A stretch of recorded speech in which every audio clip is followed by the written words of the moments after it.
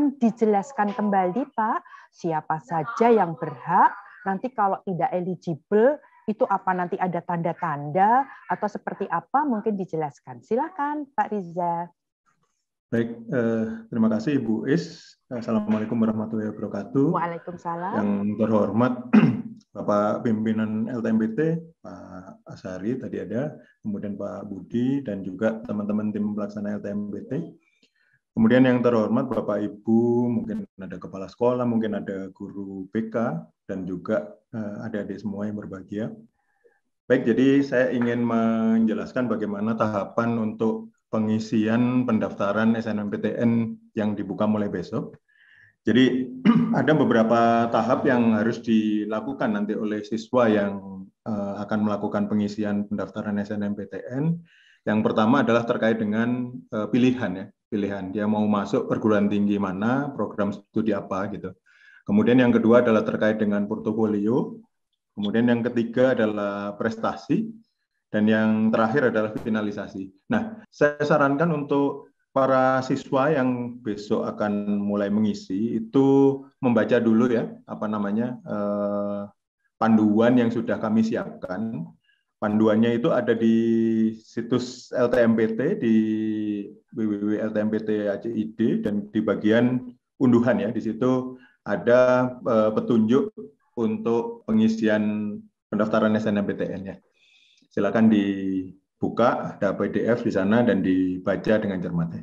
Anda semua adik-adik ini memasuki URL ini, URL-nya adalah SNMPTN LTMPT ACID, nanti akan masuk ke halaman login yang seperti ini. Ini login dari SSO-nya LTMPT yang ada di portal LTMPT.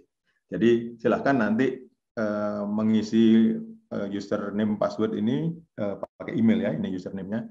Dan password yang seperti yang sudah dilakukan pada saat pendaftaran akun.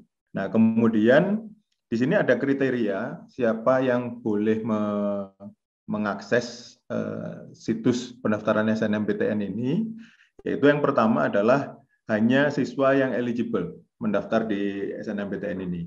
Jadi yang kemarin yang sudah dinyatakan oleh sekolah eligible dan sekolahnya sudah melakukan finalisasi sampai akhir, itu akan diperbolehkan. Nah, kemudian ada syarat yang lain lagi adalah sudah terdaftar akunnya di LTMPT dan juga harus sudah melakukan proses permanen akun. Nah, setelah itu nanti akan masuk ke halaman seperti ini halaman profil dari siswa. Informasi profil ini sebenarnya ini read only ya. Adik-adik tidak perlu melakukan apapun di sini, silakan dicek saja informasinya apakah sudah sesuai belum, karena informasi ini sebetulnya diambil dari portal. Jadi pada saat para siswa ini mendaftar akun di LTMPT, ini informasinya akan ditampilkan kembali di sini, informasi yang dimasukkan pada saat mendaftar akun itu, begitu. Jadi ini tidak bisa diedit. Kalau memang ada persoalan bahwa datanya masih belum tepat, itu silahkan kembali ke portal LTMPT dan mungkin harus ada ini ya, karena ini harus permanen, berarti ada proses lanjutan yang harus dilakukan gitu, mungkin bisa menghubungi helpdesk ya di sana. Oke, ini adalah halaman profil yang silahkan dilakukan pengecekan. Kemudian yang berikutnya kita masuk ke bagian yang kedua ya. Jadi ini di bagian sebelah kiri ini terlihat ya, ada paling atas nih profil, ini yang tadi. Kemudian yang kedua ini adalah terkait dengan pilihan prodi. Nah, kalau di halaman pilihan prodi ini bisa dilihat bahwa di sisi sebelah kiri ini ada pilihan perguruan tinggi. Jadi silakan bisa dicoba-coba mengklik perguruan tinggi mana begitu.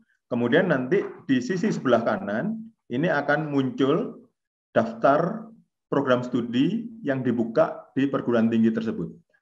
Nah, di sini yang menjadi catatan adalah mungkin ada beberapa program studi yang kami dim seperti ini, dihitamkan seperti ini.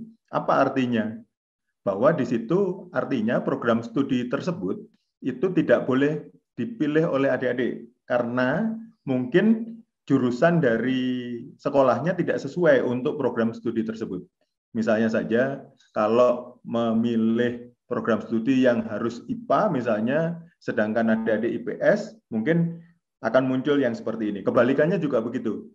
Bila program studinya mensyaratkan IPS, kemudian adik-adik berasal dari IPA, maka sama kondisinya seperti itu. Jadi setiap program studi ini sudah ada persyaratannya masing-masing, termasuk juga dari SMK ya, dari SMK ini sudah disesuaikan. Sehingga hanya program studi yang tampak seperti ini, yang tidak hitam begini, itu yang bisa adik-adik pilih ini nanti. Nah, silakan. Nanti karena pilihannya boleh 2, tadi sudah dijelaskan oleh Pak Budi, pilihannya 2, dan ada persyaratan bahwa kalau memilih 2, maka salah satu program studi harus berada di provinsi yang sama dengan sekolahnya.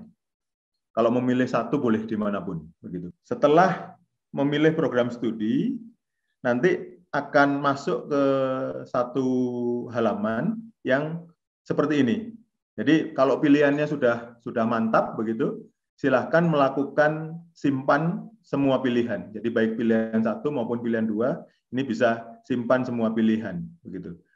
Bisa juga dilihat di sini apa namanya pilihan yang tadi sudah dipilih itu apa begitu. Jangan sampai salah gitu. Karena kalau salah nanti repot lagi begitu ya. Ini. Nah, kemudian bisa jadi ini sudah memilih 2 program studi begini, kemudian kayaknya saya mau milih 1 saja program studi, boleh saja milih 1. Jadi ini di sini ada pilihan untuk menghapus pilihan kedua begitu.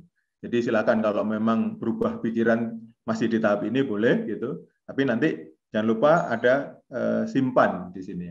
Baik, setelah itu akan masuk ke bagian portofolio. Jadi yang di sebelah kiri ini bagian yang ketiga, ini adalah portofolio. Nah, tadi sudah dijelaskan oleh Pak Budi bahwa program studi yang membutuhkan portofolio itu hanya program studi seni dan olahraga. Jadi kalau bagi para siswa yang memilih program studi yang tidak mensyaratkan portofolio, itu nanti akan muncul informasi seperti ini. Jadi tidak perlu melakukan upload atau unggah portofolio. Nah, jangan lupa bahwa sebelum ini bagi yang memilih program studi seni dan olahraga, portofolionya disiapkan dulu, karena untuk menyiapkan portofolio itu membutuhkan waktu yang cukup lama ya, karena untuk membuat yang bagus itu seperti apa begitu ya. Jadi silahkan disiapkan dulu. Nah, kemudian pengisian portofolionya seperti ini bagi yang memilih program studi seni dan seni dan olahraga seperti ini. Jadi di sini ada file-file yang harus diunggah, di-upload sesuai dengan portofolio yang dipilih. Misalnya untuk seni tari kebutuhannya apa, kemudian seni musik kebutuhannya apa. Dan tadi kalau ada pertanyaan misalnya portofolio berapa besar yang boleh di-upload, kami membatasinya 100 mega ya. Jadi kalau misalnya untuk video begitu, mungkin ada beberapa program studi yang portofolionya itu sangat membutuhkan video yang bagus banget gitu kualitasnya. Jadi silakan diatur-atur supaya ukuran file secara keseluruhan itu tidak melebihi 100 mega. Karena kalau misalnya harus high definition seperti itu, maka akan membutuhkan membutuhkan ukuran yang lebih besar begitu ya. Jadi harus dipikirkan betul antara kualitas dan ukurannya harus disesuaikan supaya tidak melebihi 100 mega. Nah, kemudian kalau pertanyaannya adalah jenis-jenis file yang harus diupload apa? Tadi silakan dibaca di panduan untuk portofolionya. Tadi ada di situsnya LTMPT juga sudah dijelaskan oleh Pak Budi. Jadi silakan dibaca dengan cermat ya untuk portofolio ini. Karena nilainya juga cukup tinggi tadi 50% ya. Jadi harus disiapkan dengan baik. Baik. Kemudian yang berikutnya di sini tadi pilihan sudah, portofolio sudah. Kemudian yang ketiga ini adalah prestasi. Jadi berikutnya bagi para siswa yang memang memiliki prestasi itu diberi kesempatan untuk mengunggah prestasinya. Jadi karena di sini tidak semua siswa itu punya prestasi, maka ini sifatnya adalah opsional ya, tidak wajib. Jadi bagi Anda yang tidak memiliki prestasi yang akan diupload, ini tidak perlu dilakukan apapun di sini ya. Nah, kemudian bagi yang punya file prestasi, itu silahkan diupload, dibatasi 3. Jadi silahkan dipilih prestasi yang paling bagus. Dan jangan terus memaksakan untuk mengupload lebih dari 3, jangan. Karena di tahun-tahun yang lalu itu ada juga gitu kasus-kasus di mana siswa mengupload satu file tapi isinya banyak prestasi di situ. Tidak ya. Jadi ini untuk prestasi yang pertama, ini satu file, ini isinya adalah satu prestasi saja ya. Jangan banyak prestasi dimasukkan ke dalam sebuah PDF, jangan. Karena nanti akan merepotkan untuk penilaiannya juga begitu. Nah, ini ada 3, jadi silahkan untuk memilih 3 terbaik. Kemudian yang harus dilakukan apa? Yang pertama adalah file prestasinya sendiri perlu diupload di sini. Nah, kemudian berikan deskripsi dari prestasi tersebut. Misalnya ini adalah juara 1 lomba apa-apa-apa tingkat nasional misalnya atau tingkat internasional yang diikuti oleh sekian peserta seperti itu. Silakan diberikan deskripsi sehingga nanti bagi penilai itu akan mendapatkan gambaran yang cukup jelas ini prestasi apa begitu, tanpa harus, karena ini image ya yang ada di dalam file PDF yang diupload ini itu image, maka kalau dibuka satu persatu nanti akan dibaca satu persatu seperti itu, mungkin informasi lebih briefnya bisa dimasukkan ke sini begitu ya. Jadi bisa dibaca dengan cepat begitu ya informasinya. Nah, kemudian di sini ada bidang prestasi.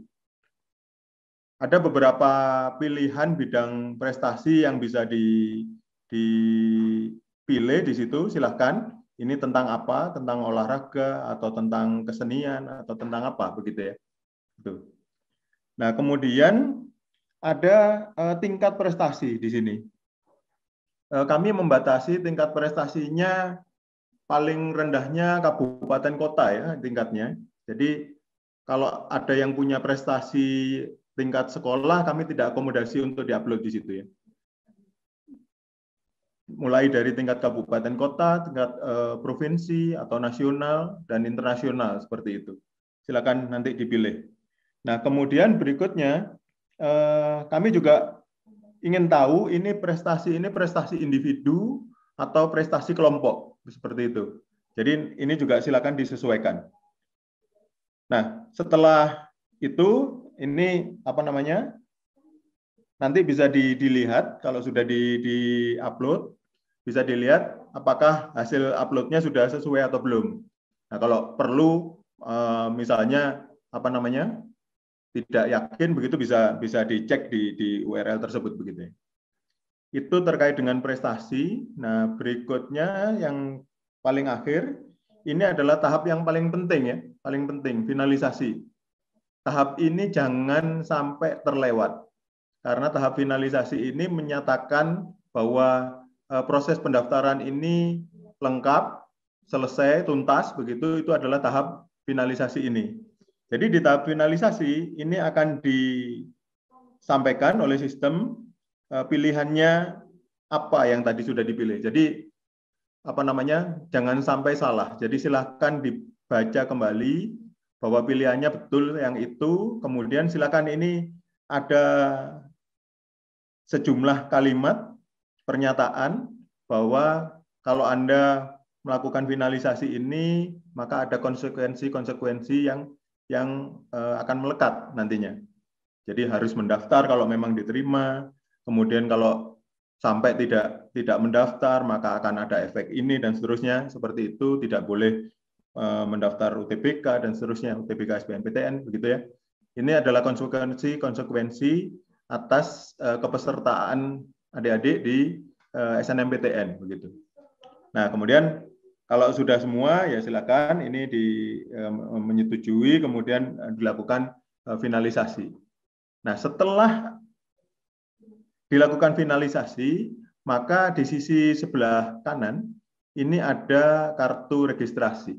Jadi silakan di-download untuk disimpan sebagai bukti bahwa adik-adik ini memang sudah benar-benar terdaftar sebagai peserta SNMPTN 2022. Begitu. Itu bukti bahwa memang sudah terdaftar dengan pilihan-pilihan yang sudah disebutkan di sana. Itu adalah tahap terakhirnya, yaitu download ini ya. Kalau sudah dilakukan berarti sudah beres, selesai, begitu. Tinggal menunggu pengumuman.